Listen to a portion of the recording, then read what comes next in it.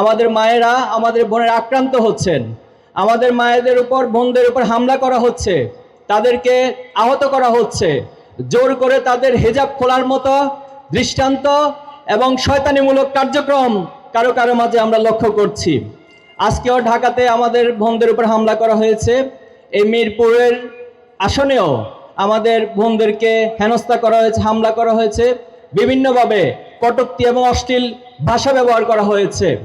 আমরা তাদের উদ্দেশ্যে বলবো, আপনাদের অবশ্যই জুলাই এবং আগস্ট থেকে শিক্ষা নেওয়া উচিত। আজকের এই বাংলাদেশ যে পরিবর্তনের মধ্য দিয়ে যাচ্ছে, এই পরিবর্তন প্রমাণ করে এই বাংলাদেশে কোনো পিতৃতান্ত্রিকতা দিয়ে, কোনো মাতৃতান্ত্রিকতা দিয়ে কেউ ক্ষমতা অধিষ্ঠিত হবে, এই বাংলাদেশ আমরা আর চাই না। আমরা চাই এই বাংলাদেশে একজন শ্রমিকের ছেলে, তার যদি যোগ্যতা থাকে, সে আগামী দিনে বাংলাদেশের প্রধানমন্ত্রী হতে পারবে, এমন একটি কাঠামো, এমন একটি বাংলাদেশ, এমন একটি ইনসাফের বাংলাদেশ আমরা দেখতে চাই। সংগ্রামী উপস্থিতি, এ পর্যায়ে আমাদের সামনে বক্তব্য রাখবেন খুনি হাসিনার বিরুদ্ধে শক্ত ভূমিকা রেখেছিল।